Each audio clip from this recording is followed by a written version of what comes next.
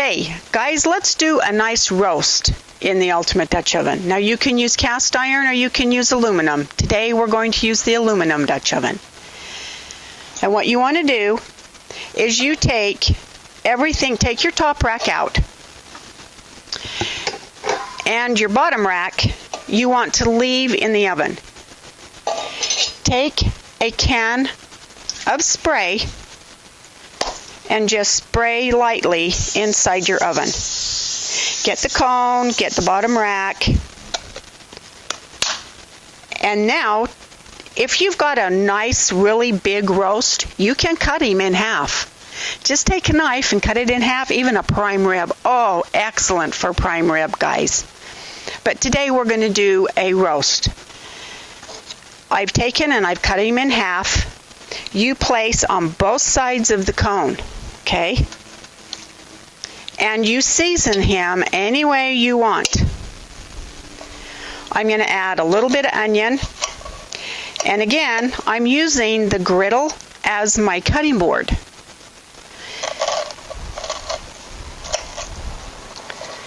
Take your onion and just place around and on your roast. Give it that little nice extra flavor. Seasoning any way you like, the way your family, we like a lot of Lawry's, but do any type of seasoning your family likes. Salt and pepper. Now remember, the cone, it brings the heat into the oven. It hits the lid. You've got a circular motion of heat in here, so you don't have to have briquettes. You can go, if you have propane heat, use strictly propane. If you have electric range, just your bottom heat. But if you cook with briquettes, you do have to have top and bottom heat. Now with your meat, remember you've got to add a little bit of liquid, because when the meat starts to cook, the juices pull out of the meat. You don't want your meat dry. Add some liquid in here, soup broth, beer, wine, water. We're just going to use water today. When the meat starts to cook, all those juices will pull out of the meat, land in this liquid, and rebaste himself. It is excellent, guys. Then we're going to come back and we're going to add more vegetables to your meal. So there again, you'll have everything in one oven. Okay, let's come back and check our roast, and let's add some vegetables to it. It's cooking very well. Coming along nicely. Look at all those juices, guys. Very nice. Now again, add any type of vegetable your family likes. Place your veggies in.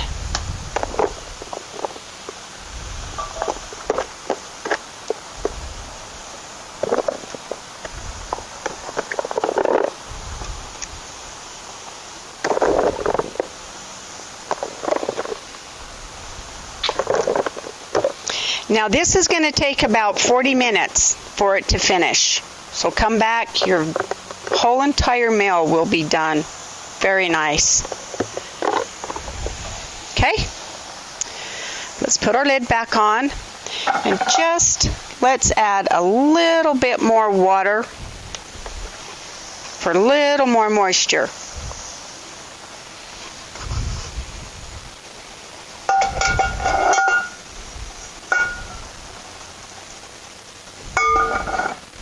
Now I do want to show you, when you put the lid on your oven, if you don't use your thermometer. Now the chicken dinner I use the thermometer, the roast I'm not. This slit for your thermometer, and on the lid, if you don't use the thermometer, this lip right here, just make sure that covers that, and you'll lose no steam out of that hole where your thermometer goes. So you don't have to use the thermometer all the time. Nice, huh?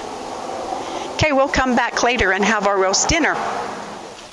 Okay, now we're going to put the corn onto our roast beef dinner. So take your lid off, take your top rack, place the rack on top of your food, add your corn, and what you're doing, again, you've got everything in one oven. you don't have 3 or 4 ovens going. Everything's in one pot. When I add my corn, I like to add a little bit of liquid. Get everything cooked all up together. Put your lid on. Give it about 10-15 minutes. You've got everything in one pot. Okay, guys, let's get our roast. Take it out. It smells so good. Oh my goodness, look at all that. Now you can use your lids as a serving bowl. So take what's on your top rack, put in your lid, take your veggies and put in the lid. And again, use it as a serving bowl. So take your roast, lift it out, and now you can go ahead and carve it up and serve it from both places. Doesn't that look yummy?